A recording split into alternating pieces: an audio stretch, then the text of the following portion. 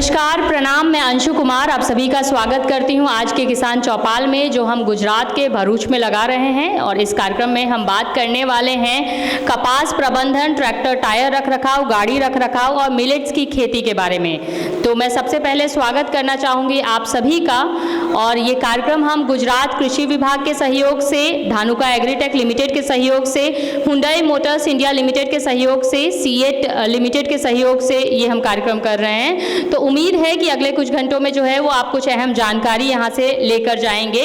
तो मैं सबसे पहले स्वागत करना चाहूँगी यहाँ मौजूद जितने भी हमारे किसान भाई बहन हैं, आप सभी का बहुत बहुत स्वागत है हमारे कार्यक्रम में। और हम कार्यक्रम की शुरुआत करते हैं और मैं स्वागत करना चाहूँगी हमारे आज के जितने भी गेस्ट हैं। तो सबसे पहले मैं स्वागत करना चाहूँगी, हमारे बीच में है श्री महेंद्र पटेल सर, हेड कृषि विज्ञान केंद्र चाशवाड़ भरूच से। सर आपका बहुत बहुत स्वागत है। Sir subject matter expert Dhanuka agritech limited से, सर आपका भी स्वागत है हमारे कार्यक्रम में। हमारे साथ हैं Satish Mishra sir, territory leader CEAT speciality CEAT limited से, सर आपका भी स्वागत है हमारे कार्यक्रम में। हमारे साथ है कन्नू भाई पटेल जी, एएसएम धानुका एग्रीटेक से, सर आपका भी स्वागत है हमारे कार्यक्रम में। हमारे साथ हैं श्री हितेश पटेल जी, कृषि विस्तार अधिकारी। हमारे बीच है प्रज्ञेश पटेल जी, साई एग्रो से हमारे बीच। इसके अलावा हैं डॉक्टर मेहुल पटेल सर है, वेटनरी ऑफिसर हंसोट से, सर आपका भी स्वागत है हमारे कार्यक्रम में। तो मैं आप लोगों को बता देती हूँ कि आज के कार्यक्रम में क्या क्या होने वाला है। आज के कार्यक्रम में कुछ एक्सपर्ट्स हैं हमारे बीच, जो कि विषय है जो आप देख सकते हैं स्क्रीन पे, कपास प्रबंधन, ट्रैक्टर टायर रखरखाव, गाड़ी रखरखाव और मिलेट्स की खेती पर हम लोग चर्चा करने वाले हैं। तो मैं सबसे पहले स्वागत करना चाहूँगी मिट्टी की जाँच के महत्व के बारे में और न्यूट्रिएंट और फर्टिलाइजर मैनेजमेंट का महत्व कितना ज़्यादा ज़रूरी होता है कपास में, उसके बारे में जानकारी देने के लिए हमारे साथ श्री महेंद्र पटेल सर हैं, हेड कृषि विज्ञान केंद्र से। सर प्लीज आप आइए और बताइए हमारे दर्शकों को। ग्रीन टीवी द्वारा आजना आयोजित कार्यक्रम में उपस्थित सर्वे महानुभाव जे फ्रंट रोल में आगली हॉल में बैठेला छे ते, तथा उपस्थित सर्वे खेडूत भाईओ अने बहनों, મને જે વિષય આપવામાં આવ્યો છે એ વિષય એટલે જમીનની ચકાસણી, એનું મહત્ત્વ। વિષય ઉપર જતાં પહેલાં થોડોક પરિચય આપી દઉં કે હું જે કૃષિ વિજ્ઞાન કેન્દ્ર, જેને શોર્ટમાં આપણે કેવીકે કહીએ છીએ, એ કૃષિ વિજ્ઞાન કેન્દ્રમાંથી આવું છું। આ જે કૃષિ વિજ્ઞાન કેન્દ્ર છે એ ભરૂચ જિલ્લાનું છે અને નેત્રંગની બાજુમાં ચાસવડ કરીને ગામ છે, એ ગામમાં આવેલું છે। તમારામાંથી કદાચ ઘણા બધા ખેડૂત ભાઈઓએ એની મુલાકાત પણ લીધી હશે। ભારત સરકારનો પ્રોજેક્ટ છે અને એનું સંચાલન એક શૈક્ષિક સંસ્થા, દેશની જાણીતી સંસ્થા છે બાયફ, એ દ્વારા સંચાલિત છે, એનું અમલીકરણ થઈ રહેલું છે। ભારત સરકારે દરેક જિલ્લામાં આવા કૃષિ વિજ્ઞાન કેન્દ્રોની સ્થાપના કરી છે। એટલા માટે કરી છે કે કૃષિ અંગેની જે કંઈ ટેકનોલોજી હોય, જાણકારી હોય, માહિતી હોય, એ ખેડૂતો સુધી વહેલી તકે પહોંચે। ઘણું બધું સંશોધન કૃષિ યુનિવર્સિટીમાં દ્વારા થતું હોય છે, એ સંશોધન તમારા સુધી પહોંચે એના માટે ભારત સરકારે દરેક જિલ્લામાં આવા કૃષિ વિજ્ઞાન કેન્દ્રોની સ્થાપના કરી છે। તો આપણું જે આ કૃષિ વિજ્ઞાન કેન્દ્ર છે સમગ્ર ભરૂચ જિલ્લાનું કૃષિ વિજ્ઞાન કેન્દ્ર છે। આવી ટેકનોલોજી, સંશોધન ખેડૂતો સુધી પહોંચાડવી હોય તો વિવિધ પ્રકારની તાલીમ લેવી પડે। તો અમારા કૃષિ વિજ્ઞાન કેન્દ્રો દ્વારા ખેતીના અલગ અલગ વિષયો ઉપર તાલીમ લેવામાં આવે છે। અલગ અલગ વિષયોના વિષય નિષ્ણાતની આખી ટીમ કૃષિ વિજ્ઞાન કેન્દ્ર ખાતે કાર્યરત છે। અલગ અલગ વિષયોમાં આપણને બધાને ખબર હશે કે ક્ષેત્ર વિદ્યાનો એક વિષય છે ખેતી પાકો, એની વૈજ્ઞાનિક ખેતી પદ્ધતિ કેવી રીતે કરી શકાય એના માટેના એક વિષય નિષ્ણાત છે।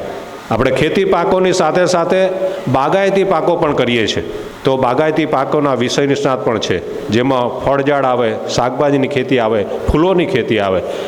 આ બધા વિષયોને ધ્યાનમાં રાખીને એક બાગાયત વિષયના નિષ્ણાત, હોર્ટિકલ્ચર વિષયના વિષય નિષ્ણાત કૃષિ વિજ્ઞાન કેન્દ્ર ખાતે હોય છે। રોગ જીવાતનો પ્રશ્ન હોય તો રોગ જીવાતના પણ વિષય નિષ્ણાત હોય। એની સાથે સાથે આપણે જે ખેતી કરીએ છીએ તો પૂરક વ્યવસાય તરીકે આપણે પશુપાલન પણ કરતા રહેલા છે, તો પશુપાલનના પણ એક વિષય નિષ્ણાત, એનિમલ હસબન્ડરીના વિષય નિષ્ણાત કૃષિ વિજ્ઞાન કેન્દ્ર ખાતે હોય છે। તો આવા સમગ્ર આખી ટીમ છે, એ ટીમ ખેડૂતો સુધી પહોંચી અને વિવિધ પ્રકારની તાલીમ લે છે। કેટલીક તાલીમ કાર્યક્રમો અમારા કૃષિ વિજ્ઞાન કેન્દ્ર કેમ્પસ ખાતે પણ રાખવામાં આવે. જે ખેડૂતો કેમ્પસ ખાતે આવી શકતા નથી એમના માટે થઈને ભરૂચ જિલ્લાના જુદા જુદા જે ગામ છે એ ગામમાં જઈને પણ અમારા વિષય નિષ્ણાતો તાલીમ આપે છે. માત્ર તાલીમ આપવું એટલું પૂરતું નથી, એની સાથે સાથે નિદર્શન પણ એટલું જ જરૂરી છે. તો કૃષિ વિજ્ઞાન કેન્દ્ર દ્વારા જે નિદર્શનો આપવામાં આવે છે એને અમે અગ્રિમ હવ નિદર્શન કહીએ છીએ, front line demonstration. Front line એટલા માટે અમે કહીએ છીએ કે જે કંઈ ટેકનોલોજી છે એ નવીન ટેકનોલોજી ખેડૂતો સુધી પહોંચે. ખેડૂતો પાસે અત્યાર સુધી કદાચ પહોંચી ન હોય. દાખલા તરીકે કોઈ બિયારણ છે તો એ બિયારણની જાત જે કૃષિ યુનિવર્સિટી દ્વારા કે આઈસીઆરના વિવિધ સેન્ટરો દ્વારા એ રિલીઝ થયેલી હોય તો એક જે વેરાયટી છે એ ખેડૂતો સુધી કેમ વહેલી તકે પહોંચે એના માટે જે નિદર્શન આપવામાં આવે છે એને અગ્રિમ હવ નિદર્શન અમે કહીએ છીએ. અને આવા અગ્રિમ હવ નિદર્શન હેઠળ ભરૂચ જિલ્લામાં જે પાકો આપણે કરીએ છીએ એ પાકોમાં જે કંઈ નવીન પ્રકારની ટેકનોલોજી છે અથવા તો જે જાત શોધવામાં આવી છે એ જાત ખેડૂતો સુધી પહોંચે એના માટે નિદર્શન ખેડૂતના ખેતરે આપવામાં આવે છે કે જેથી કરીને એ ટેકનોલોજી વિશે એ જાત માહિતી ખેડૂત જોઈ શકે, એનું પ્રત્યક્ષ જે પરિણામ છે એ પોતાના ખેતરમાં નિહાળી શકે. દાખલા તરીકે આપણે જે તુવેરનો પાક કરીએ છીએ તો તુવેરમાં આપણને હમણાં કદાચ ખબર હશે કે GT104 નવી વેરાયટી આવી છે, GT105 હમણાં ગયા વર્ષે રિલીઝ થયેલી છે. તો આવી જે વેરાયટીઓ છે ખેડૂત સુધી પહોંચે. જે વિસ્તારમાં પાપડીનો પાક કરે છે, નેત્રંગ વિસ્તારમાં પાપડીનો પાક થાય છે, તો પાપડીનો પાક જે જૂની વેરાયટી હતી, લોકલ વેરાયટી, તો એ લોકલ વેરાયટીમાં વેલા કાપવાની મજૂરી આપવી પડતી હતી. યુનિવર્સિટી દ્વારા નવી જાત જે શોધવામાં આવી છે GNIB 21 અને GNIB 22, આમાં વેલા તોડવાનો કોઈ પ્રશ્ન નથી. તો આવી જાતો ખેડૂતો સુધી પહોંચે એના માટે નિદર્શનો આપવામાં આવે છે, જેનું ઉત્પાદન પણ ખૂબ સારું છે. અત્યારે ઘણા બધા ખેડૂતો આ જાત કરીને સારું એવું ઉત્પાદન મેળવી રહ્યા છે.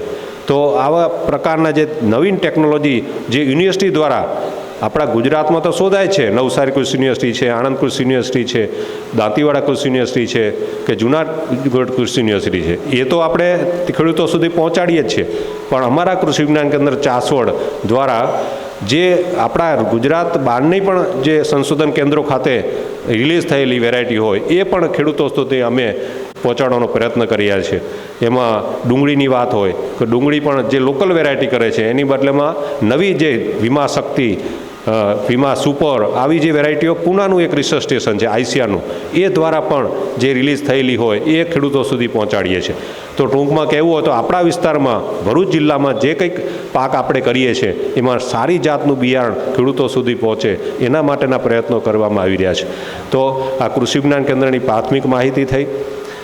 ભારત સરકારે એવું પણ કીધું કે તમારી પાસે કૃષિ વિજ્ઞાન કેન્દ્રમાં જ્યારે ખેડૂત આવે છે ત્યારે તમારી પાસે પણ એવા નિદર્શન હોવા જોઈએ. ખેડૂતોના ખેતરે તો નિદર્શન આપીએ જ છીએ, પણ જ્યારે ખેડૂત કૃષિ વિજ્ઞાન કેન્દ્ર ખાતે આવે ત્યારે ત્યાં પણ એને કંઈક જોવા મળવું જોઈએ. તો એના માટે ભારત સરકારે કીધું દરેક કૃષિ વિજ્ઞાન કેન્દ્રોને કે તમારી પાસે ઓછામાં ઓછું 50 એકરની જમીન હોવી જોઈએ, જેને અમે ઇન્સ્ટ્રક્શનલ ફાર્મ કહીએ છીએ. તો અમારી પાસે 50 એકરનું ફાર્મ છે, ત્યાં અલગ અલગ પ્રકારના નિદર્શન યુનિટોની સ્થાપના અમારા કૃષિ વિજ્ઞાન કેન્દ્ર દ્વારા કરવામાં આવેલી છે. તો એમાં જોઈએ તો નર્સરી, અત્યારે પ્લાન્ટેશનની સિઝન ચાલે છે, તો આંબા કલમ છે કે બીજા ફળઝાડો છે, એ ફળઝાડોની સારી જાતની કલમ પણ અમે ખેડૂતોને વેચાણ ભાવથી આપીએ છીએ. એની સાથે સાથે શાકભાજી કરતા હોઈએ તો શાકભાજીના રોપાણ પણ તૈયાર કરવામાં આવે છે.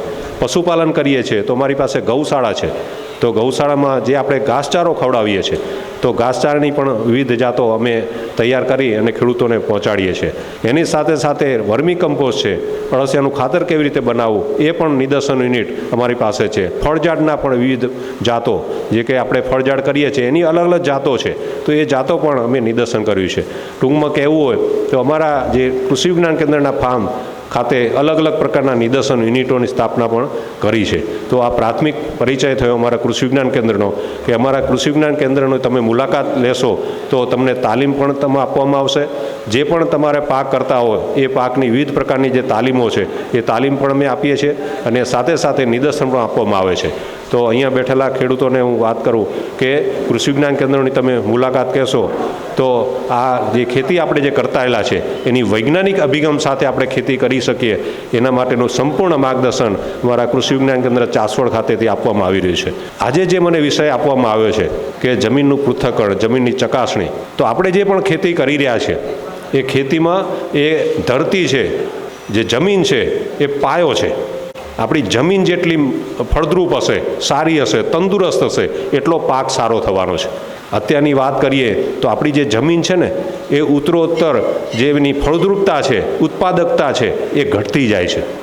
તો અત્યારે એના માટેની ચિંતા કરવાની જરૂર છે કે આપણી જમીન કેમ સારી થાય, ફળદ્રુપ કેમ થાય. એના માટે થઈને જો જમીનમાં આપણે ચકાસણી કરીએ, જમીનની ચકાસણી પૃથ્થકરણ કરીને નમૂનો લઈને, તો આપણે જમીન કેવી છે, એમાં કયા કયા પોષક તત્વો છે આપણને ખ્યાલ આવે. આપણને બધાને કદાચ ખબર હશે કે 3 પ્રકારની સ્થિતિ જે છે, ભૌતિક સ્થિતિ, જમીનની જે ભૌતિક સ્થિતિ જાળવવી પડે, રાસાયણિક સ્થિતિ જાળવવી પડે અને જૈવિક સ્થિતિ. તો આ 3 પ્રકારની જે સ્થિતિ છે, પરિબળો છે, એને આપણે જાણવા પડશે. ભૌતિક સ્થિતિ તો થોડા ઘણા અંશે આપણે જાળવી શકીએ છીએ કે જમીનને બરાબર ખેડી ભરભરી કરી શકીએ, એટલે એના માટે આપણે ભૌતિક સ્થિતિ તો જાળવીએ છીએ. પણ બીજા પ્રકારની જે સ્થિતિ છે કે રાસાયણિક સ્થિતિ. રાસાયણિક સ્થિતિ એટલે દેશી ભાષામાં કહેવું હોય કે જે જમીનમાં જે પોષક તત્વો છે એ પોષક તત્વો જમીનમાં કેટલા ઉપલબ્ધ છે. આપણે કોઈ પણ પાક કરતા હોઈએ તો એમાં 17 પોષક તત્વોની જરૂર છે. તો આ બધા જ પોષક તત્વો એ જમીનમાં ઉપલબ્ધ છે કે કેમ એ જાણવું હશે તો એ રાસાયણિક સ્થિતિ જમીનની જાણવી પડે. અને રાસાયણિક સ્થિતિ એમને એમ જોઈને ખબર નહીં પડે. ભૌતિક સ્થિતિ આપણે કદાચ જોઈને કહી શકીએ કે આ જમીન કેવી છે, આમાં પાક સારો થશે કે કેમ. પણ જો રાસાયણિક સ્થિતિની જાણકારી મેળવવી હોય તો જમીનનો નમૂનો લેવો પડે અને એ જમીનનો નમૂનો લઈ અને જમીન ચકાસણી લેબોરેટરી સુધી પહોંચાડવો પડે. તો એના માટે થઈને જમીનનો નમૂનો કેવી રીતે લેવો એ પણ મહત્ત્વની વાત છે. ઘણીવાર ઘણા બધા ખેડૂતોને એ ખ્યાલ હોતો નથી કે નમૂનો કેવી રીતે લેવો. જો નમૂનો જ બરાબર ન લેવાયો હોય તો એનું પછી જે પરિણામ આપણને જે રિપોર્ટ મળે એ બરાબર મળશે નહીં. એટલે જમીનનો નમૂનો લેવા માટેની પણ તાલીમ અમે કૃષિ વિજ્ઞાન કેન્દ્ર દ્વારા આપતા હોઈએ છીએ કે આપણી જે પણ ખેતર છે એ સમગ્ર ખેતરનું પ્રતિનિધિત્વ આવી જવું જોઈએ. કારણ કે આપણે જાણીએ છીએ કે એક જ ખેતર હોય પણ કોઈ જગ્યાએ ગોરાડું ટાઈપની જમીન હશે, કોઈ કાળી જમીન હશે, કોઈ પથરાળ જમીન હશે, અલગ અલગ પ્રકારનું હશે. તો આ સમગ્ર જમીનનું જે પ્રતિનિધિત્વ આવી શકે એના માટે એ જમીન આપણું જે ખેતર છે એ ખેતરમાંથી 8 થી 10 જગ્યાએથી આપણે નમૂનો લેવો જોઈએ. અને નમૂનો લેવા માટે પણ આપણે જે મૂળ વિસ્તાર છે એ મૂળ વિસ્તારની માટી આવી જોઈએ. તો એના માટે એવું કહે છે કે વી આકારનો ખાડો કરવો જોઈએ. વી આકારનો ખાડો કરી 1 થી 1.5 ફૂટનો, અને એમાં ઉપરથી કરીને નીચે સુધી 1-1.5 ફૂટ સુધીની માટી બંને સાઈડથી આવવી જોઈએ. તો આવી એક જગ્યાએથી માટી લઈ આવું 9 થી 10 જગ્યાએથી માટી લેવાની. માટી લેતા વખતે જે જગ્યા છે એ વખતે પણ ધ્યાન રાખવાનું કે આપણે કોઈ વાર છાણિયા ખાતરનો ઢગલો કર્યો હોય તો એ જમીન, એ વિસ્તાર પણ એ માટી ન લઈ શકીએ, કારણ કે ત્યાં અસર આવી જાય છાણિયા ખાતરની. તો એવી જગ્યાએથી પણ ન લેવાય. છાંયો હોય તો છાયા માટે પણ ન લેવાય. ઊભા પાકમાંથી પણ ન લઈ શકાય. એ પાક આપણે કરીએ ને એના પહેલાં નમૂનો લઈ લેવાનો. તો આવું 8 થી 10 જગ્યાએ માટી ભેગી કરી અને પછી આપણે માટી કેટલી નમૂના માટે કેટલી લેવી છે તો કે અડધા કિલોથી 700 થી 800 ગ્રામ, બરાબર, 1 કિલોથી અંદર એટલી જ માટી આપણે જરૂર છે. આપણે જ્યારે 9 થી 10 જગ્યાએથી માટી લેશું ત્યારે ઘણી બધી માટી ભેગી થશે. તો આવું 8 થી 10 જગ્યાએ માટી ભેગી થશે એને મિક્સ કરી દેવાની છે. મિક્સ કરી અને એક ઢગલો કરી અને ક્રોસ કરી અને સામસામેની માટી લેવાની, અને એના સિવાયની જે ક્રોસ કરેલો સિવાયની જે માટી છે એને કાઢી નાખવાની. વળી પાછી મિક્સ કરવાની, વળી પાછી એને ક્રોસ કરો અને સામસામેની માટી કાઢી લો અને જે માટી એનામાં અડધી થઈ જશે. આમ કરતાં કરતાં મિક્સ કરતાં ખાલી 500 થી 700 ગ્રામ માટી એ કોથળીમાં આપણે ભરી દેવાની છે. અને એક જે માટી છે એ માટીનો જે નમૂનો તમે કાપડની કોથળી અથવા પ્લાસ્ટિકની કોથળીમાં ભરવાની છે અને એમાં માહિતી લખી દેવાની છે. કારણ કે જો માહિતી નહીં હોય અને નમૂનો તમે પ્રયોગશાળામાં પહોંચાડશો તો તમારો નમૂનો છે કે કોનો છે, કારણ કે ત્યાં તો ઘણા બધા નમૂના ભેગા થશે. તો એ નમૂનો, આપણો નમૂનો ઓળખાય એના માટે આપણે તમારા ખેડૂતનું નામ લખવાનું છે, ગામ લખવાનું છે, સર્વે નંબર લખવાનો છે, કયો પાક લીધો છે એ લખવાનું છે, હવે પછી કયો પાક લેવાના છો એ લેવાનું છે, એની સાથે સાથે કયા દિવસે તમે નમૂનો લીધો એ પણ આપણે એમાં સમગ્ર માહિતી એ નમૂના સાથે. આવો માંડાણી સાહેબ, વેલકમ. એટલે આપણે આવો સરસ મજાનો નમૂનો તૈયાર કરી અને જે પ્રયોગશાળા જે ચકાસણી કરે છે એ જગ્યાએ પહોંચાડવાનું છે. એ તમે જીએનએફસીની પણ પ્રયોગશાળા હોઈ શકે, જીએસએફસીની હોઈ શકે, સરકારી ખાતું આપણું ખેતીવાડી ખાતું છે એની પ્રયોગશાળામાં પહોંચાડી શકો. અમારા કૃષિ વિજ્ઞાન કેન્દ્ર ખાતે પણ આવી જમીન ચકાસણી પ્રયોગશાળા આવેલી છે, તો ત્યાં પણ પહોંચાડી શકો. હવે જે નમૂનો તમે પહોંચાડ્યો છે એમાં 2 પ્રકારે તમે પોષક તત્વો છે એની ચકાસણી કરી શકાય. તમારા મુખ્ય જે પોષક તત્વો છે નાઇટ્રોજન, ફોસ્ફરસ, પોટાશ ને પીએચ અને ઇસી, આ 5 પ્રકારના જે તત્વો છે જો તમારે નમૂનો લેવો, એની ચકાસણી કરવી હોય તો એ રીતે તમારે કહેવું પડશે કે મારે એનપીકેનું જ કરવું છે.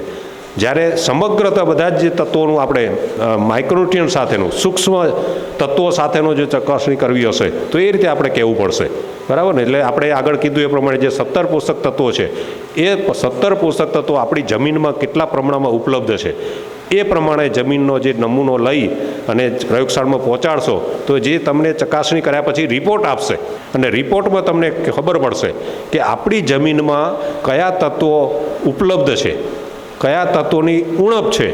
એ પ્રમાણે આપણે ખાતર વ્યવસ્થા કરવાની છે, બરાબર? આપણે જે પણ પાક લેતા હોઈશું, આપણે શેરડીનો પાક આ વિસ્તારમાં થાય છે તો શેરડીના પાકમાં ભલામણ છે, આપણને બધાને ખબર છે કે 250 કિલો નાઇટ્રોજન, 125 કિલો ફોસ્ફરસ અને 125 કિલો પોટાશ આટલી ભલામણ છે. અને એની સાથે સાથે 20 થી 25 ટન છાણિયું ખાતર આ પ્રમાણે આ શેરડીની ભલામણ છે. આવી રીતની કપાસની બધા જ પાકની ભલામણ કરેલી છે. તો આપણે આપણો જે પાક કરવાનો છે, હવે પછી જે કરવાના છે, નમૂનો લીધો પછી જે પાક કરવાના છે એમાં કેટલી ભલામણ છે એ જાણી લઈ અને આ જે નમૂનો આપણે લીધો ને એની ચકાસણીનો આપણે જે રિપોર્ટ આવે છે, રિપોર્ટમાં આપણે કહીશું કે ભાઈ આ રિપોર્ટમાં તમને ખબર પડશે કે આપણે નાઇટ્રોજન કેટલું ઉપલબ્ધ છે, કેટલું ઓછું છે, ફોસ્ફરસ ઉપલબ્ધ ન હોય, ઓછું છે, વધારે છે, આ બધું તમને તત્વોની ખબર પડશે અને એ આધારે આપણે ખાતર વ્યવસ્થા કરવાની છે. તો આ જમીનનું નમૂનાનો ખૂબ જ મહત્ત્વ છે. લગભગ 4 થી 5 વર્ષે તો ઓછા નામે કરાવવો જ જોઈએ. ઘણા બધા ખેડૂતોને આપણે વાત કરીએ કે તમે જ્યારે છેલ્લે ક્યારે નમૂનો લીધો ત્યારે એમને પણ યાદ હોતું નથી. તો આપણે ઓછા નામે 4-5 વર્ષે તો એકાદ વખત તો આપણે કરાવવો જ જોઈએ કે જેથી કરીને આપણે યોગ્ય પ્રમાણમાં ખાતર વ્યવસ્થા કરી શકીએ. ઘણીવાર શું થાય છે, જે તત્વો ઉપલબ્ધ જ છે અને ઉપરથી પાછું વધારાનું આપણે નાખીએ છીએ, બરાબર? ફોસ્ફરસ વધારે ઉપલબ્ધ હોય અને પાછું ડીએપી અને એસએસપીના રૂપમાં આપણે ફોસ્ફરસ વધારાનું નાખીએ છીએ તો જમીનમાં વધારે પ્રમાણે એ ભેગું થઈ જાય છે. જ્યારે કેટલાક તત્વો એવા છે કે એની ઉણપ છે તો એ ઉણપવાળા તત્વો આપણે નાખી નથી શકતા કારણ કે આપણને ખબર નથી આપણી જમીનમાં કયા તત્વો વધારે છે, ઓછા છે. તો ખાસ કરીને જે માઇક્રોન્યુટ્રિયન્ટ છે ને, સૂક્ષ્મ તત્વો, એની ઉણપ આપણે અત્યારે વર્તાય છે કારણ કે આપણે છાણિયું ખાતર જેવા જે સેન્દ્રિય તત્વો છે એ જમીનમાં અત્યારે ઓછા થઈ ગયા છે, બરાબર? એ આપણે નખાતા નથી, માત્ર રાસાયણિક ખાતર જ વધારે નાખીએ છીએ, યુરિયા છે, ડીએપી છે, એસએસપી છે, તો એમાં સૂક્ષ્મ તત્વો આવતા નથી. તો આપણી જમીનમાં સૂક્ષ્મ તત્વોની ઉણપ અત્યારે જોવા મળે છે. તો આવા કયા સૂક્ષ્મ તત્વોની ઉણપ છે એ આપણે જ્યારે નમૂનો લેશું અને એનો જે રિપોર્ટ આવશે એના આધારે આપણને ખબર પડવાની છે. તો એ આધારે આપણે જે તત્વોની ઉણપ છે એ આપણે જમીનમાં આપણું જે પાક ઉત્પાદન છે ખૂબ સારું થવાનું છે અને આપણી જમીન જે છે ને બગડતી અટકવાની છે. અત્યારે જમીન બગડે છે કારણ કે રાસાયણિક ખાતરો નાખીને આપણે જમીનને બગાડી છે. કારણ કે જ્યારે કેમિકલ રસાયણ જમીનમાં વધારે પ્રમાણમાં પડે છે ત્યારે ચોક્કસ જમીન બગડે છે, બરાબર?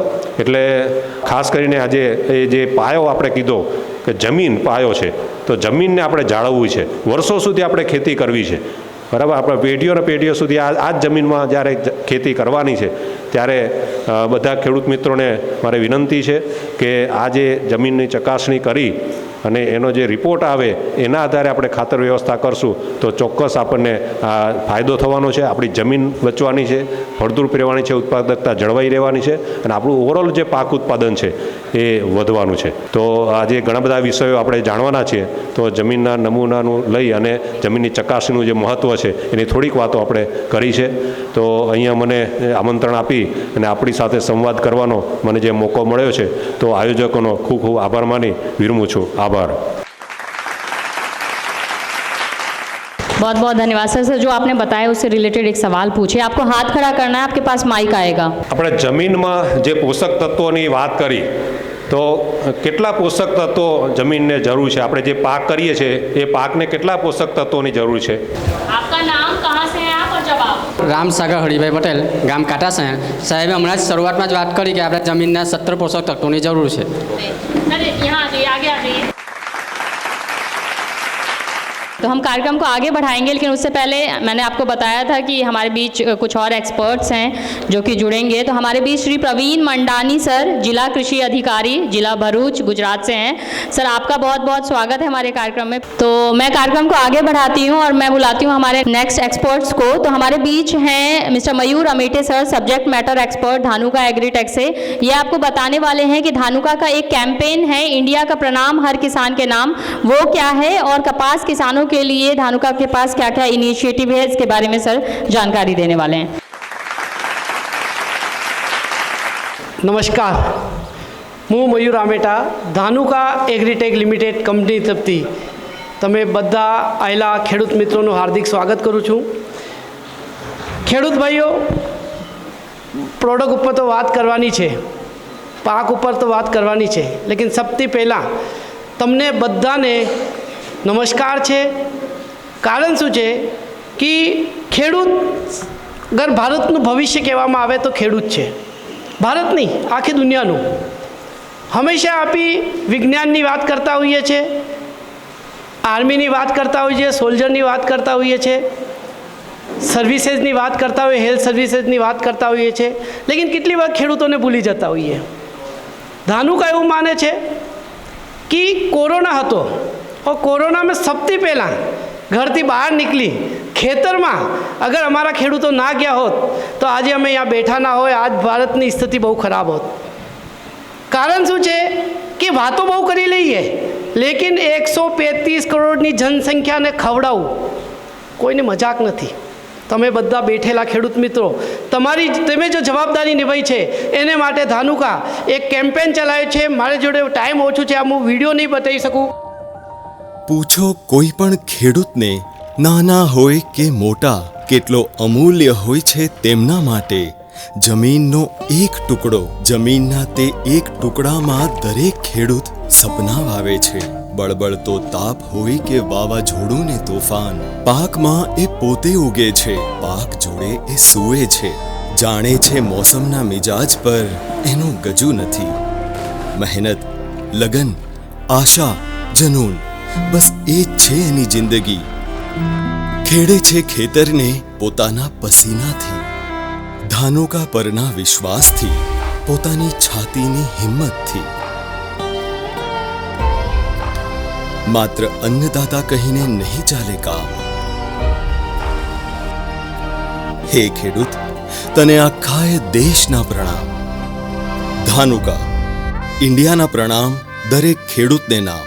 આ લીધે અમે બધા ધાનુકા પરિવાર તરફથી બધા ખેડૂતોને પ્રણામ કરીએ છીએ કે જેટલા બી સેક્રિફાઈસ તમે કરો છો, જેટલું વાતો અમે બહુ કરી લેતા હોઈએ છીએ, બધી વાતો કરવાના છે, સાહેબો બી વાતો કરવાના છે, હું બી કરવાનું છું, લેકિન જો તમે સેક્રિફાઈસ કરો છો ને સાહેબ, એમનો કોઈ મુકાબલો નહીં। એવી જ રીતે ભારતને આગળ વધારતા રહેશો, એમને માટે હું તહદિલથી આભાર વ્યક્ત કરું છું। શરૂઆત કરીએ વાત કરવાની। હું ડૉક્ટર સાહેબ જો વાત કરી છે, હું એને જ વાતથી આગળ વધારવા માગું છું। સૌથી અગત્યનો મુદ્દો સાહેબ ઉઠાયો કે જમીન ચકાસણી। જમીન કેવી રીતે છે મારી કોઈને ખબર નહીં। यहाँ કેટલા ખેડૂત મિત્રો બેઠા છે, સાહેબ જમીન ચકાસણીની વાત કરી, જેને જમીન ચકાસણી કરાવીએ। આ હાલત છે ભારતમાં। ધરતી તો આપણી માં કહેવાય છે ને સાહેબ, ધરતી તો આપણી માં કહેવાય છે ને, પણ કેટલા લોકો આપણે એનું ધ્યાન રાખીએ છીએ। હું થોડુંક ઊંચી અવાજમાં વાત કરું છું। કારણ શું છું કે મારો દુઃખ છે, આ મારા દુઃખની વાત કરું છું। હું ખુદ ખેડૂતનો દીકરો છું સાહેબ। મને એક વસ્તુ ખબર નહીં પડતી કે મારી માં શું હાલતમાં છે, આપણે કોઈ લેવા દેવા નહીં। જમીનમાં શું ઉણપ છે, શું વધારે છે, કોઈ લેવા દેવા નહીં। આપણે તો સિમ્પલ એક ખબર પડે, રામભાઈ 1 બેગ ડીએપી વાપરી તો શ્યામભાઈ 1.5 બેગ ડીએપી વાપરશે। કપાસ હોય, શેરડી હોય, પાક લીલોછમ હોવો જોઈએ। ખરેખર જરૂરત છે સાહેબ? વિચારજો તમે। ખાલી હું 15 વર્ષ પહેલાં હું સાહેબની વાતથી જ આપણું રાખું છું, પ્રસ્તાવના રાખું છું કે પ્રોબ્લેમ ક્યાં છે। પ્રોબ્લેમ 15 વર્ષ પહેલાં જાઓ, આપી બળદથી ખેતી કરતા હતા આજે આપણે 30 હોર્સ પાવરના ટ્રેક્ટર વાપરતા થઈ ગયા, પછી 50 હોર્સ પાવરના ટ્રેક્ટર આવે, 65 હોર્સ પાવરના ટ્રેક્ટર છે, અત્યારે 75 હોર્સ પાવર ટ્રેક્ટર ઇન્ડિયામાં ઊભા છે. ઓ દિવસો દૂર નહીં સાહેબ, 100 હોર્સ પાવરના ટ્રેક્ટર આપણા ખેતરમાં ઊભા હશે. શું કામ? જમીન કડક થઈ ગઈ. સાહેબ એક બહુ સારો પ્રશ્ન પૂછો કે સાહેબ સમસ્યા તો બધાને ખબર છે, એનું સમાધાનની વાત કરો.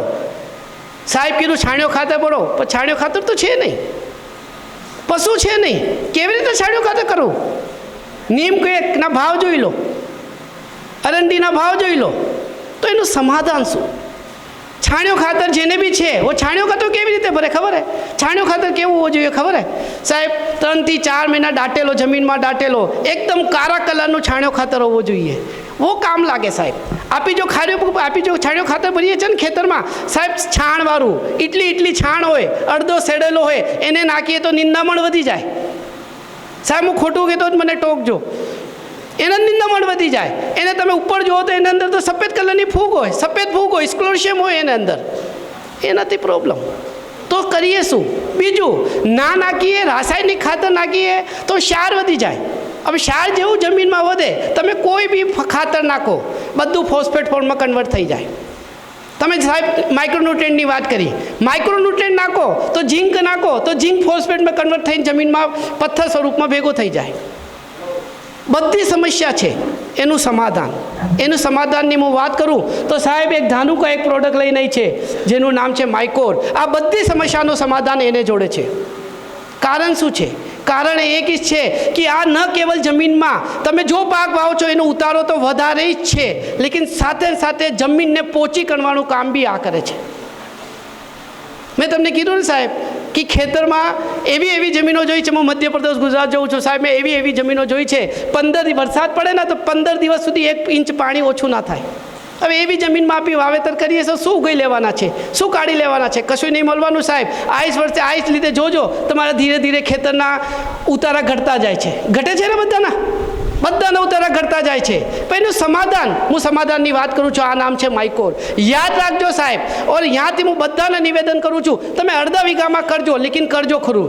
હું તમને એમને સમજાવું વસ્તુ શું છે ઓર કેવી રીતે કામ કરે. સાહેબ આ એક પ્રકારની જિંદા ફૂગનું બિયારણ છે. માઇકોર એક જિંદા ફૂગનું બિયારણ છે. એને તમે જ્યારે ખેતરમાં નાખો, ભેજના સંપર્કમાં આવી ના સક્રિય થાય. સક્રિય થઈને તમે જો બી પાક વાયો, શેરડી વાયો હોય, તમે ડાંગર વાયો હોય, કપાસ વાયો, એને મૂળમાં જઈને ચીપકી જાય. મૂળમાં ચીપક્યા પછી મૂળને અંદર ઉગાવો કરે ઓર કૃત્રિમ મૂળનું ઝાડ બનાવે. આ ઝાડ જમીનમાં પડેલા, હવે સમજો, અહીંયા તમે સમજી લીધા, સમજાઈ જશે. જમીનમાં પડેલા પોષક તત્વો લભ્ય અવસ્થા હોય યા અલભ્ય અવસ્થા હોય, બેને ઉપાડીને છોડવાને આપે. હવે લભ્ય અવસ્થા યાની શું? આ વર્ષે જો તમે ખાતર વાપ્યા છે, वो અલભ્ય અવસ્થાના ખાતર છે, એને ઉપાડીને છોડવાના આપે. લેકિન સાથે જમીનમાં પડ્યા અલભ્ય પોષક તત્વો જો જમીનમાં પડ્યા છે એને પણ બી લભ્ય અવસ્થામાં કરીને છોડવાને આપે. તો શું ફાયદો થાય? શેરડીમાં શું ફાયદો થાય? શેરડીમાં આંતરગાંઠ વધે, ફૂટ વધે, ચીપ્યા જો કહીએ ફૂટ વધે, મૂળનો વિકાસ વધારે થાય, તંતુ મૂળનો વિકાસ વધારે થાય, તો ઉતારો તો વધવાનું જ છે. સાહેબ આપ ખેડૂત છે, આપી ખાલી જમીન સુધારવા માટે ખર્ચો ના કરી શકીએ. જેબમાં પૈસા આવવા જરૂરી છે ને જરૂરી? કારણ શું? આપણા ખર્ચા આપણે ખબર છે. હું ખેડૂતનું દીકરો છું, મને ખબર છે કે મારા ખર્ચાઓ કેટલા છે. તો માઇકોર વાપરવાથી તમારા જમીનમાં ઉતારો તો વધશે. હવે તમે ખેડૂત છો, તમારો સૌથી મોટો પ્રશ્ન હશે, હું કેવી રીતે માની લઉં? બહુ સાચો પ્રશ્ન છે. હું કેવી રીતે માની લઉં? એનું સિમ્પલ સમાધાન છે, આખા ખેતરમાં વપરાશ કરવાનું નહીં. માઇકોરને શું કરવાનું? 1 ચાસ 2 ચાસ જો બી જગ્યાઓ તમારે છોડી દેવાની, બાકીમાં વપરાશ કરવાનું. તો શું થાય? 21 દિવસમાં આ આખું ઝાડ બનાવે. 21 દિવસ પછી તમે રિઝલ્ટ જોજો, તમને આખું જમીન આસમાનનું ફેર નજર આવે. આ તો વાત ઉતારો. સાહેબ આપી તો ખેડૂતના દીકરા છે, આપી તો છોડવાને જોઈને ખબર પડી જાય કેટલું ઉતારો આવવાનું છે. એટલી તો આપણી કાબિલિયત છે. તો 21 દિવસ ટાઈમ લાગે. 21 દિવસ પછી આખું છોડવો તમને અલગ લાગે. મૂળ વધારે, કપાસની વાત કરો તો મૂળ વધારે હોય, છોડવાનો વિકાસ વધારે થાય, જીંડવા વધારે બેઠે, ફૂલ વધારે બેસે. ડાંગર હોય તો ડાંગરમાં તંતુ મૂળ વધારે બેસે, ચીંપિયા વધારે નીકળે. ઉતારો તો વધવાનું જ છે. નાંગલ વધારે આવે, ઉતારો તો વધવાનું જ છે. લેકિન હું જો વાત કરવા માંગુ છું, જો જમીન સુધારવાની વાત કરવા માંગુ છું ને, वो સૌથી અગત્યની વાસ્તે. આપી અહીંયા બેઠા છે, આપી તો કહી શકીએ સાહેબ હું કેવી રીતે માનું?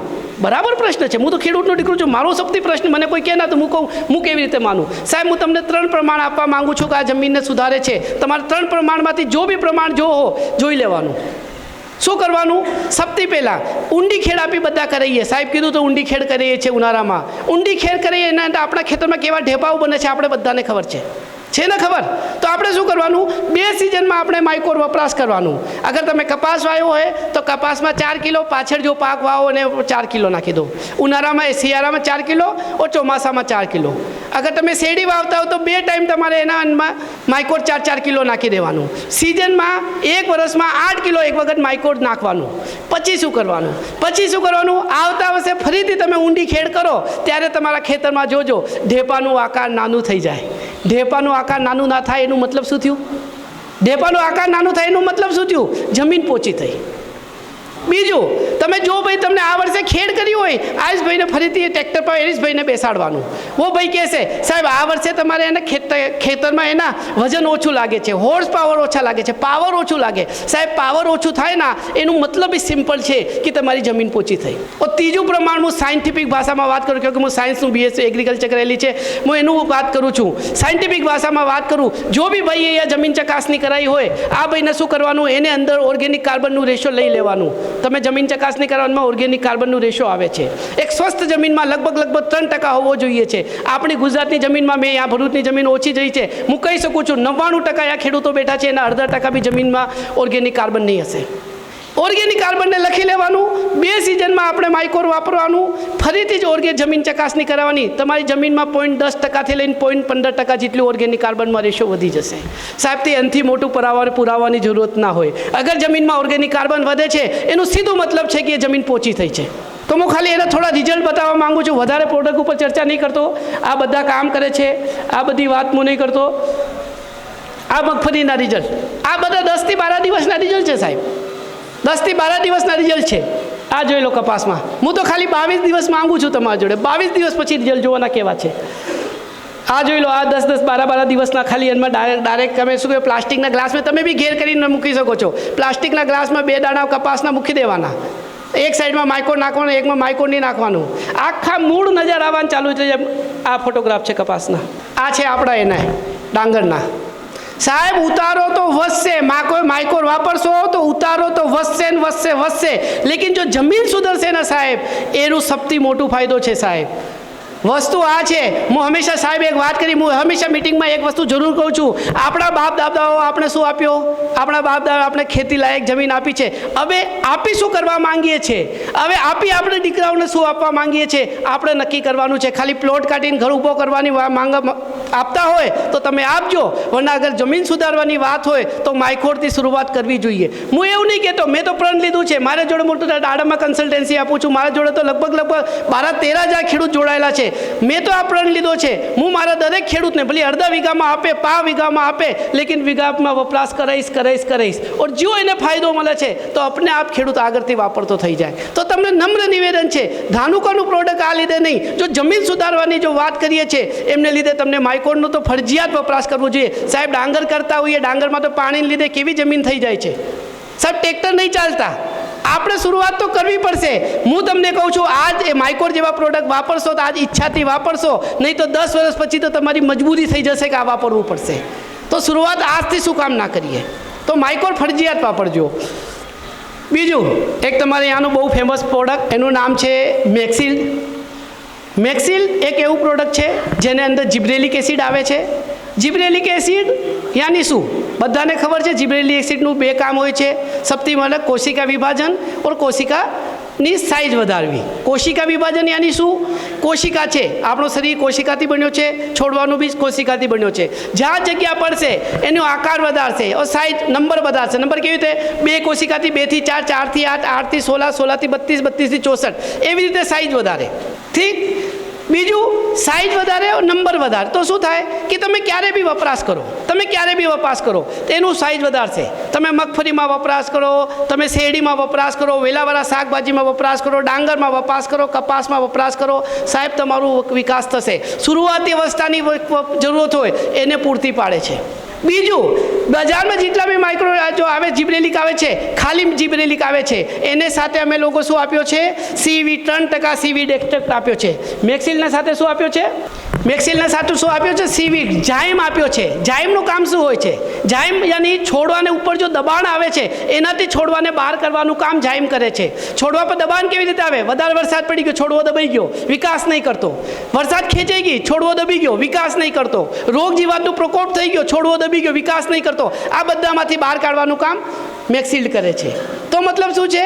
આ કરે છે. ઓર સાથે ને સાથે એક સાહેબ એક બહુ વાત કરી હતી, માઇક્રોન્યુટ્રન્ટ આપણે જમીનમાં ઓછા છે તો એની સાથે 4 પ્રકારના માઇક્રોન્યુટ્રન્ટ એની અંદર એડ કરવામાં આવ્યા છે. શું છે? Ferrous sulphate. બીજી વાત કરીએ મેગ્નેશિયમ સલ્ફેટ. ત્રીજી વાત કરીએ ઝિંક સલ્ફેટ. और चौथी बात करिए મેગ્નેશિયમ સલ્ફેટ. સાહેબ એક સિમ્પલ વાત કહેવા માંગુ છું, મેક્સિલને તમે ક્યારે બી વપરાશ કરો, નાનું હોય તો વિકાસ કરો, વિકાસમાં કામ કરશે. ફૂલ આવતા હોય ફૂલને વસ્તામાં વપરાશ કરો, ફૂલ વધારે આવે. તમારે જીનવા બેસતા હોય, ફળ લાગતા હોય, ફળની સાઇઝ વધારવાની હોય એને અંદર કામમાં આવે. પકાવવા માટે, સાઇઝ વધારવા માટે કામ આવે છે. સાહેબ હું એની વાત શરૂઆત ક્યાંથી કરવા માંગુ છું? હું તમને એટલું કહેવા માંગુ છું, અહીંયા બેઠેલા જો બી કપાસ કરતા હોય સૌથી પહેલાં એને પૂછો કે કપાસમાં શું વાપરવું છે. વો એ કહે છે મોનોકોટોફોસ વાપરવું છે. સાહેબ મોનોકોટોફોસ યાની શું? મોનોકોટોફોસ યાની શું? સાહેબ મોનોકોટોફોસ પૂછે શું કામ વાપરવું છે? સાહેબ કપાસમાં ઉણપ આવે, મતલબ કપાસમાં મતલબ શું થાય?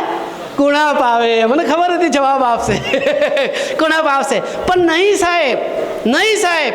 મોનોકોટોફોસ તો લાલ કલરની દવા છે, જમીનને નુકસાન કરે છે, આપણે નુકસાન કરે છે ઓર બધાને નુકસાન કરે છે.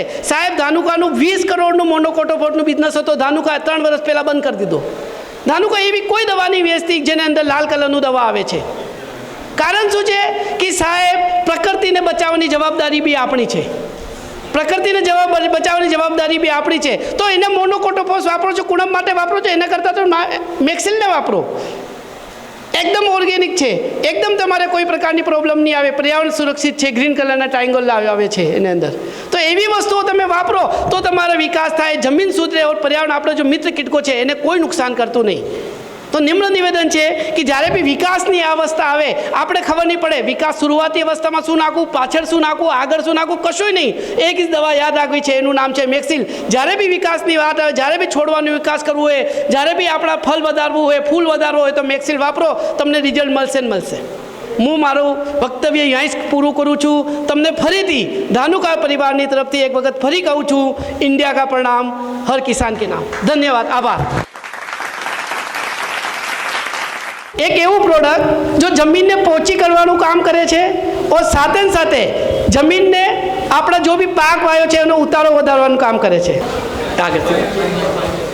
બિલકુલ બિલકુલ માइक बहुत बहुत धन्यवाद सर, हमसे जुड़ने के लिए, तमाम जानकारी हमें देने के लिए. तो हम जो है वो अपने कार्यक्रम को आगे बढ़ाते हैं और जैसे कि जनरली हम जब गुजरात और महाराष्ट्र की बात करते हैं तो गुजरात महाराष्ट्र में ज़्यादातर लोगों के पास ट्रैक्टर होता है, तो ट्रैक्टर लेते हैं या गाड़ी हम लेते हैं, लेकिन उसका रखरखाव या टायर की देखरेख कैसी करनी चाहिए उसके बारे में हम ज़्यादा फोकस नहीं करते हैं. तो हमारा आज का जो नेक्स्ट टॉपिक है वो यही है कि टायर रखरखाव या मेंटेनेंस कितना ज़रूरी है और सीएट के पास टायर रखरखाव के लिए या ट्रैक्टर के किसानों के लिए क्या है खास, उस पर ज़्यादा जानकारी देने के लिए हमारे साथ है mister Satish Mishra sir, territory leader CEAT speciality CEAT limited से. मैं सतीश सीएट टायर से सभी आपका किसान चौपाल में स्वागत करता हूं. तो बेसिकली हम बात करेंगे सीएट टायर, फार्म टायर जो होता है ट्रैक्टर के टायर का, क्या वारंटी रहती है, क्या क्या चीज़ें देखनी रहती है जिससे आपका टायर लॉन्ग टर्म चलते रहे और कोई आपको इशू ना आए वारंटी क्लेम करने में. ठीक है, तो बेसिकली सीएट का थोड़ा सा बता देता हूँ. सीएट का नाम सबने आपने सुना होगा, आप सभी लोग जानते होंगे. सीएट जो है हर टाइप के टायर बनाती है, 2 व्हीलर से लेके जेसीबी तक, truck tyre, car tyre, Bolero का टायर, सभी टायर बनाती है. हर रेंज सीएट के पास अवेलेबल रहता है. हम लोग अभी फार्म टायर पे नया रेंज भी लाए हैं जो कि किसानों के लिए सबसे ज़्यादा बेहतरीन है, जिसका नाम है वर्धान, आयुष्मान और सम्राट, 3 टाइप के टायर बनाती है इसमें फार्म में. ठीक है, तो स्पेशल बात करेंगे कि फार्म टायर में हम लोग का क्या क्या वारंटी रहता है. जो किसान भाई लोग ज़्यादा अट्रैक्ट रहते हैं कि नया टायर कम से कम 40-50 हज़ार का लोगों ने ख़रीद के ले गया और उसको कोई तकलीफ़ आ गई तो वो परेशान हो जाते हैं। लोग घूमते रहते हैं कि भाई वारंटी होगा किसका, ऐसे। तो बेसिकली सीएट टायर का जो वारंटी है 7 साल मैन्युफैक्चरिंग रहता है। 7 ईयर मैन्युफैक्चरिंग मीन्स होता है कि 7 साल के अंदर जब से टायर पे सीरियल नंबर लिखा रहता है, जिससे आपको पता चलता है कि टायर किस सन में बना हुआ है और किस वीक में बना हुआ है, उससे आप कैलकुलेशन कर लो 7 ईयर तक। अगर फूल गया टायर, कहीं पे एयर आ गया या फिर कहीं पे सेपरेशन क्रैकिंग आ गया, तो कंपनी आपको घसाई का पैसा काट के बाकी आपको नया टायर रिप्लेस कर देती है। इसमें कोई भी किसी भी सीएट डीलर के पास जाके आप अपने टायर को रिप्लेस करवा सकते हो, ठीक है। दूसरा आता है कि नॉन मैन्युफैक्चरिंग, मतलब जो मैन्युफैक्चरिंग फॉल्ट नहीं है, नया टायर आप खरीद के ले गए और किसी बाहर चीज़ से, मतलब पत्थर से या फिर किसी शार्प चीज़ से लग के और आर पार फट गया, मतलब चलने लायक टायर नहीं है, ना कि पंचर तो रिपेयरेबल होता है, आप रिपेयर करके उसको चला सकते हो और हर चीज़ में पंचर लगता है। बट ऐसा टायर फट गया हो कि आप मतलब चला ही नहीं सकते। चलाने मतलब होता है कि पत्थर से आर पार फट गया, गुड्डी आर पार हो गई कि आपको चलाने में इशू आ रहा है। कंपनी तब भी 3 साल का वारंटी देता है कि 3 साल के अंदर आप उस चीज़ को रिप्लेस कर सकते हो, ठीक है। आपको कहीं भी डाउट हो इसमें तो आप पूछ सकते हो। तो 3 साल के अंदर मैं बताना चाहूँगा क्या क्या रिप्लेस है। एक तो कट फट जाए टायर, चलने लायक न रहे टायर, कंपनी घसाई का पैसा काट के जितना घसा हुआ है टायर उसको रिप्लेस कर सकती है, ठीक है। दूसरा होता है कि किसान लोग आते हैं, नया ट्रैक्टर ले गए और उसमें हल्के हल्के कट पड़ जाते हैं चलाने में, बोलते हैं टायर ख़राब है। टायर कोई ख़राब नहीं होता है, सब 19-20 में सभी टायर रबड़ के बने हुए हैं, सबका मैन्युफैक्चरिंग प्रोसेस सेम रहता है, कोई तकलीफ नहीं रहती है। बट ऑपरेशनल डैमेज रहता है, उसमें कंपनी रिप्लेस नहीं करती है। हाँ, 3 साल का वारंटी के अंदर जब डीप कट हो तब रिप्लेसमेंट में आपका टायर आ सकता है। तो आपको परेशान होने की ज़रूरत नहीं है कि थोड़ा सा भी टायर में कुछ हुआ तो लोग परेशान हो जाते हैं, क्योंकि इस टायर के जो कॉस्ट होते हैं काफ़ी महंगे होते हैं। और कंपनी भी इसीलिए वारंटी दे रखी है कि भाई कस्टमर जो किसान है वो 3 साल के अंदर नए टायर में परेशान ना हो। ये हो गया वारंटी का आपका और रिप्लेसमेंट। दूसरा है वर्धान टायर, जो हम लोगों ने नया टायर निकाला है जिसका डीप लग है, काफ़ी सारे गुड्डी है, 20 गुड्डी आती है इसमें, जो कि आपका मड जितना भी मतलब कीचड़ हो उसमें इजीली इजेक्ट हो जाए। दूसरा है जितना लोड कैपिंग कैपेसिटी है, कि लोग 2 तरीके से यूज करते हैं, फार्मिंग में, दूसरा होता है लोड में। लोड में भी ये टायर क्या है, काफ़ी मजबूत और काफ़ी हैवी वेट का बनाया हुआ है। सभी जितनी भी टायर कंपनियां हैं, MRF हो, अपोलो हो या JK हो, 3 से 4 कंपनियां या BKT हो, जितना भी वेट इसका है, किसी भी कंपनी का वेट नहीं है इतना, क्योंकि इसमें रबड़ ज़्यादा मात्रा में यूज की गई है और इसमें गुड्डी भी काफ़ी डीप है कि आपको कोई इशू नहीं आए। पंचर पैड लगे हुए हैं। पंचर पैड से क्या होता है कि नॉर्मल जो आप खेती करते हो तो लकड़ी या कोई भी चीज़ जल्दी से जल्दी टायर को मतलब आर पार ना कर सके, तो उसके लिए कंपनी रबड़ पैड भी लगा के रखती है कि आपको तकलीफ ना है, छोटे छोटे कामों में भी आपको पंचर पैड का यूज लगेगा, ठीक है। लोडिंग में क्या होता है कि लोडिंग में आपका ज़्यादा लोड होता है, ट्रैक्टर ट्राली में, तो लोड की कैपेसिटी होनी चाहिए कि वेट को ये टायर झेल सके। तो वर्धान जो टायर है वेट भी झेल सकता है, ठीक है, वारंटी भी है इसकी, तो इसमें आपको कोई तकलीफ नहीं है कि जितने भी टायर बनाती हैं कंपनियां उससे ज़्यादा वेट, ज़्यादा गुड्डी, बेहतर घर्षण कैपेसिटी, आपको मिट्टी रोधक सभी क्वालिटी इसमें मिलेगी, इसमें कोई आपको प्रॉब्लम नहीं होगी, ठीक है। और वर्धान में फ्रंट 13/6, 12/6, 12/6/28, 13/6/28, 14/9/28, 16/9/28, ठीक है। ये सभी टाइप के रियर टायर 616 फ्रंट में, 750-16 फ्रंट में तरीके के टायर आते हैं। यहाँ तक कि कैंपेन के भी टायर हम लोग बनाते हैं। 18-430 जो है कैंपेन भी कंपनी बनाती है, कैंपेन के टायर भी। दूसरा क्या है आपका 916 जो ट्रॉली का टायर है, वो भी हम लोग 916 दो प्रकार के हैं, 18 PR और 16 PR दोनों में बनाते हैं, जो कि गुजरात में सबसे ज़्यादा ट्रॉलियाँ हैं 916 में चलती हैं, 916 का यूज होता है। तो सीएट यहाँ पे 916 में तो नंबर 1 है। कम से कम 4000 टायर गुजरात में, पूरे गुजरात में हम लोग 916 को सेल करते हैं और इसका रिपीट भी डिमांड बहुत अच्छा है, ठीक है। अभी हम आते हैं कि आपको क्या क्या केयर करना चाहिए टायर में, कि आपका टायर, जैसे आपने देखा होगा कि टायर में अनइवन वियर बोलते हैं हम लोग, कि कहीं ज़्यादा घस गया कहीं कम घस गया।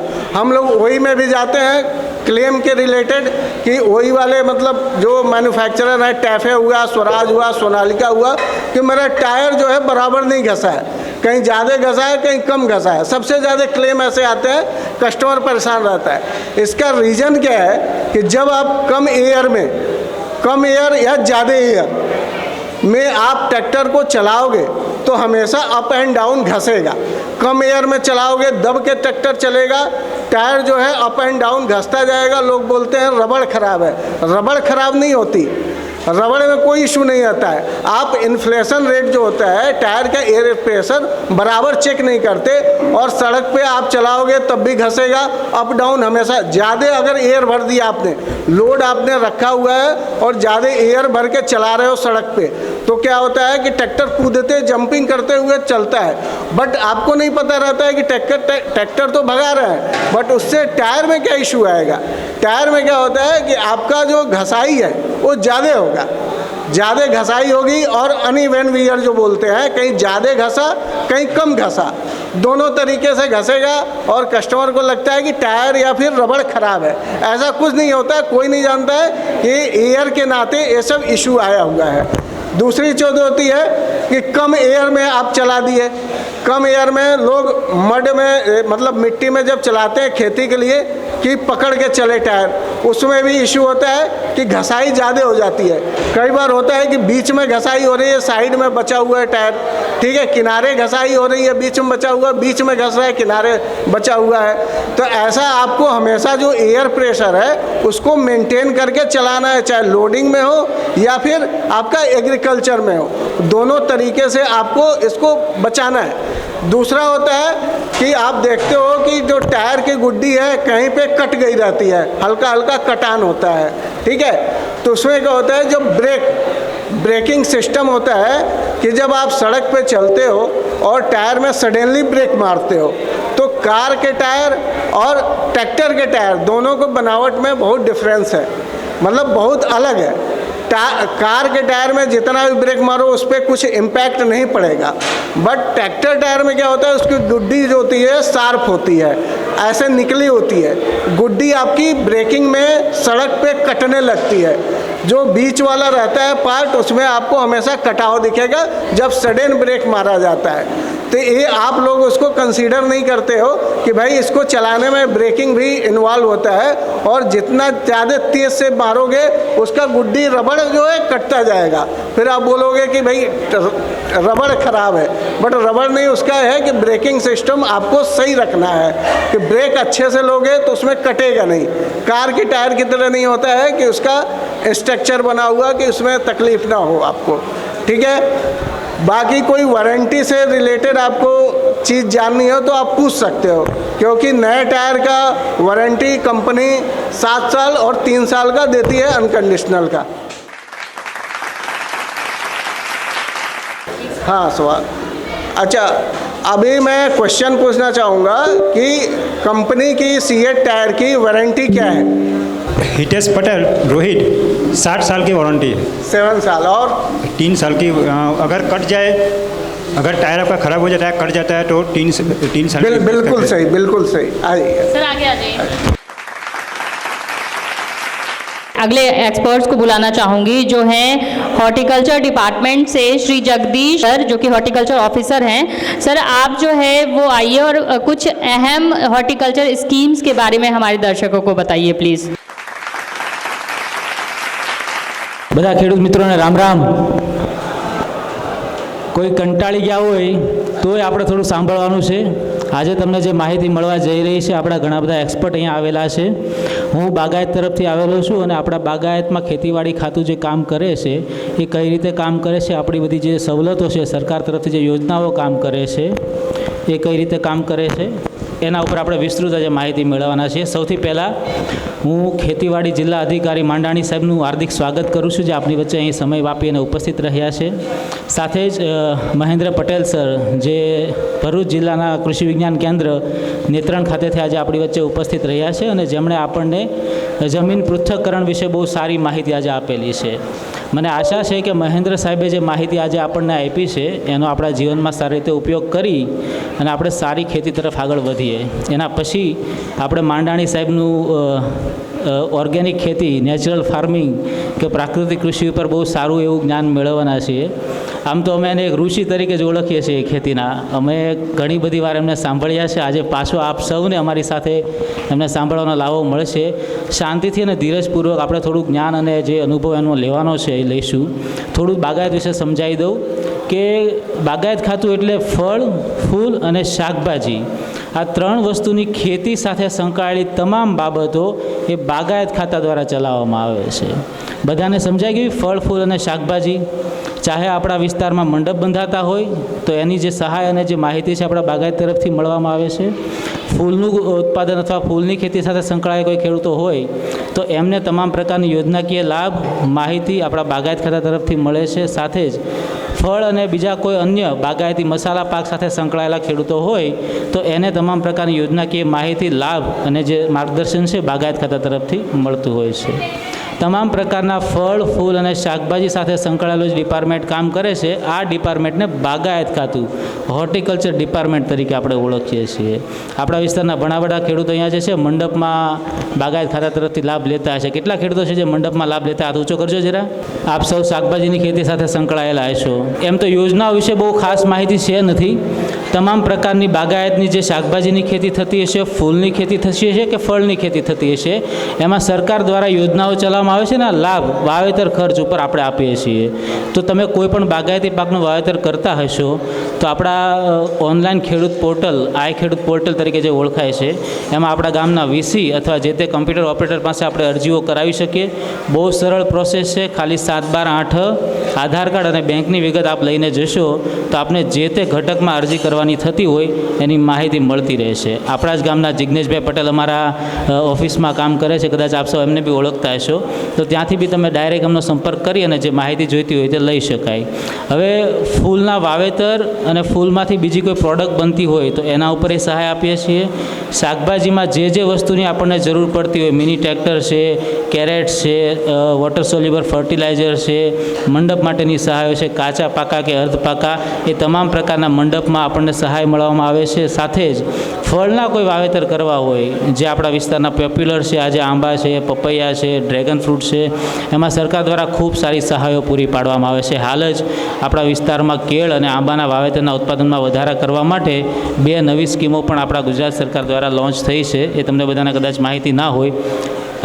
એક આંબા પર 100 રૂપિયા જેટલી સહાય હવે સરકાર આપણને આપવા જઈ રહી છે।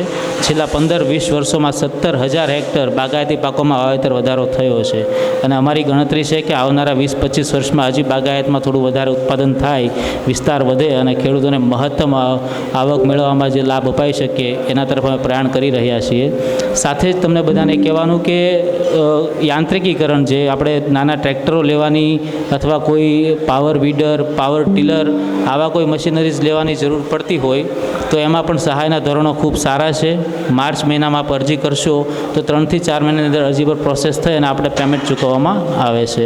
આપણે આંબા અને પપૈયા, કેળ આવા બધા પાકો તો વાવેતર કરતા હોઈએ, પણ હમણાં ડ્રેગન ફ્રૂટનું આપ જાણતા હશો કે માર્કેટમાં બહુ સારા ભાવે વેચાય છે અને ડિમાન્ડ બહુ સારી છે, ચાહે ભારત હોય કે ચાહે વિદેશ હોય। આપણે ઘણું બધું એક્સપોર્ટ પણ કરીએ છીએ અને આપણા દેશમાંથી ઇમ્પોર્ટ પણ આપણે કરીએ છીએ અને આપણા દેશમાંથી આપણે એક્સપોર્ટ પણ કરીએ કરીએ છીએ. ડ્રેગન ફ્રૂટમાં 1 હેક્ટરે 6 લાખ સુધીની સહાય આપણા સરકાર દ્વારા આપવામાં આવે છે.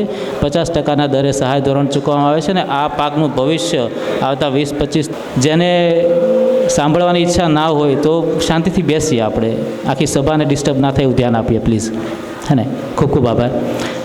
ડ્રેગન ફ્રૂટ જે પાક છે એ ભવિષ્યનો પાક છે. આવનારા 20-25 અવાજ વધારું, આવનારા 20-25 વર્ષોની અંદર આ ભવિષ્યનો બહુ સારો પાક છે અને લગભગ 60 વર્ષો સુધી ડ્રેગન ફ્રૂટ જે છે ઉત્પાદન આપતું હોય. તો એકવાર જેનું વાવેતર કરી દેશો તો આપણી આવક જે છે 60 વર્ષ સુધી સિક્યોર થઈ જાય છે.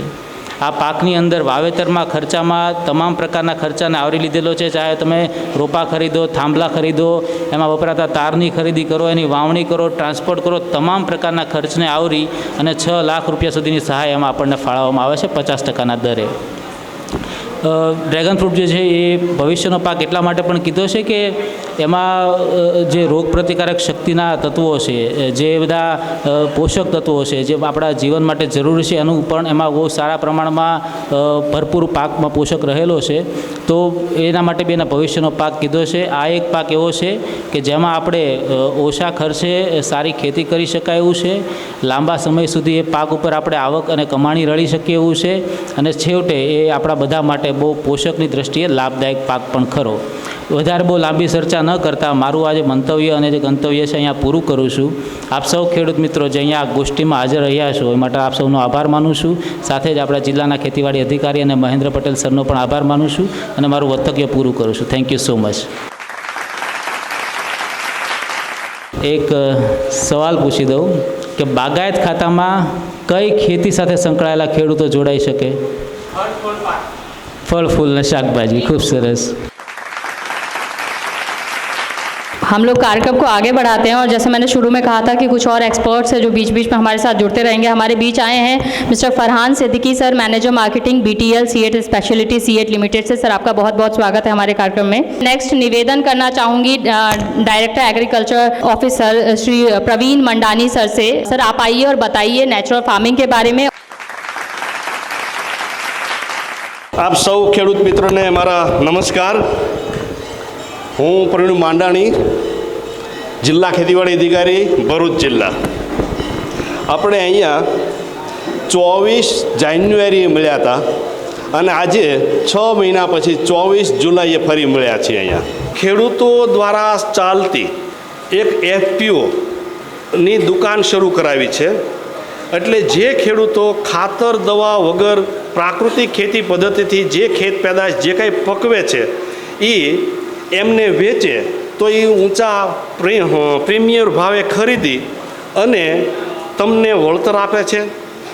એનાથી વિશેષ એમાં જે નફો થાય, તમે એના મેમ્બર બની જાઓ અને નફો થાય, એ નફો પણ આપણે જેમ આ સુગર ફેક્ટરીઓ જે શેરડી નોંધે છે અને આપણા જે શેર હોલ્ડરને એનો ફાયદો મળે છે, એ રીતે FPOનું સંચાલન શરૂ કર્યું છે.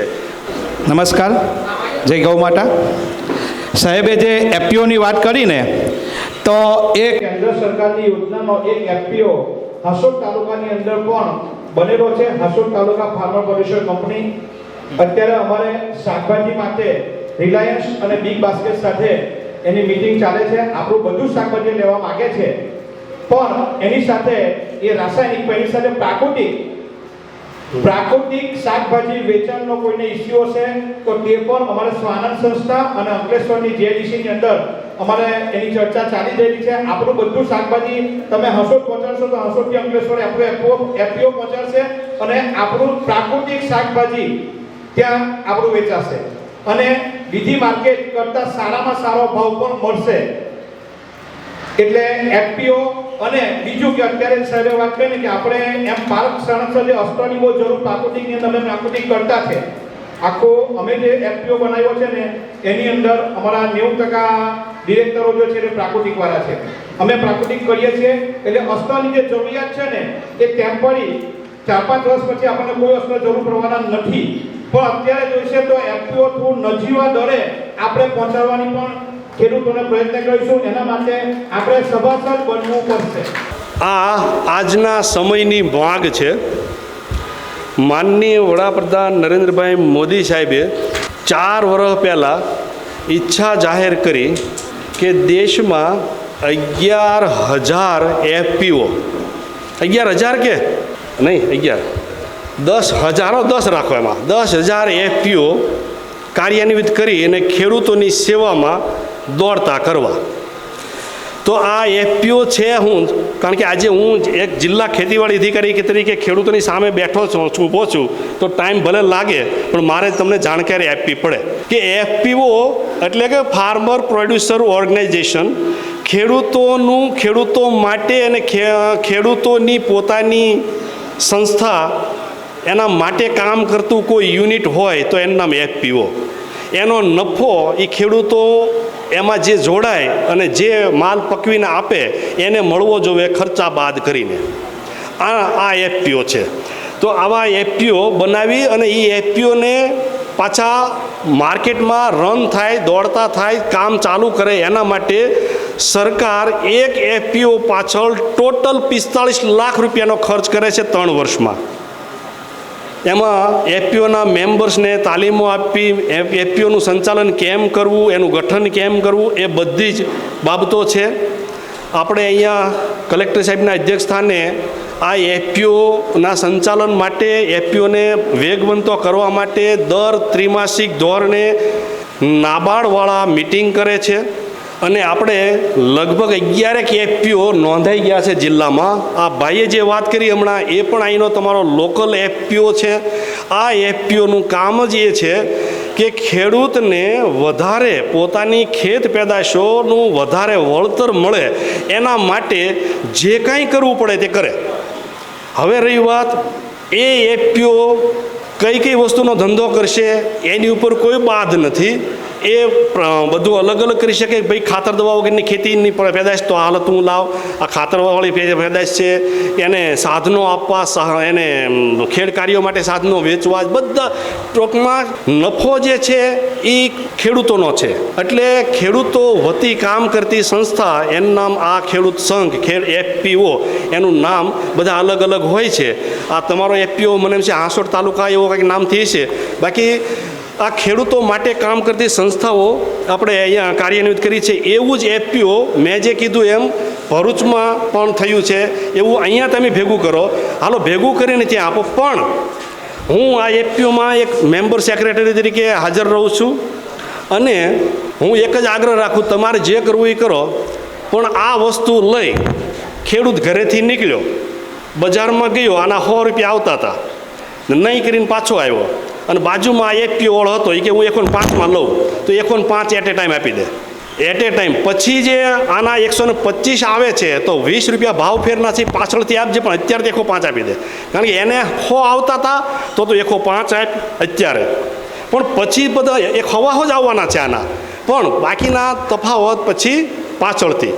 તો ખેડૂતને ભરોસો બેહે FPO. પણ હું તમે જે FPOના સંચાલક કે FPOમાં જોડાયેલા ડિરેક્ટર જે હો તે હું તમને એ જ સલાહ આપું છું, આ રીતે સંચાલન કરો. ખેડૂતને એકવાર મુક્ત કરી દો, ટેન્શન મુક્ત, કે હું ઘરેથી નીકળ્યો, આ ભાઈ મને મળી ગયા, સારી વાત છે, મારો નસીબ કે મને 100 રૂપિયા મળતા હતા ને 105 આપી દીધા. પછી 105 ભૂલી જશે, એ તમને નહીં યાદ કરે, તમે હું કર્યું નહીં પૂછે. પણ જો તમે એમ કહેશો ને અત્યારે તો 90 આપું, આમાં નફો થાય તને આપશું, તો એ FPO નહીં હાલે. કારણ કે 100 તો આમ થાય મને બજારમાં મળે છે. તો આ રીતે FPO આપણે કાર્યાન્વિત કરીએ છીએ. અને સારી એવી આપણે જાડેશ્વરમાં ત્યાં FPO આપણે સંચાલન સારું કર્યું છે. એ ગાયનું દૂધ A2 મિલ્ક પણ ત્યાંથી વિતરણ થાય છે. તો વધારે વાત નહીં કરી, 1:30 વાગ્યો છે. હવે આ પછીનો કાર્યક્રમ આપણો તમારો જે હોય આગળ ચલાવો. અને પ્રાકૃતિક ખેતીમાં આપણે જે જોડાયેલા છીએ તો દરેક તાલુકામાં આવું એક ગ્રુપ અમે બનાવ્યું છે, ICS.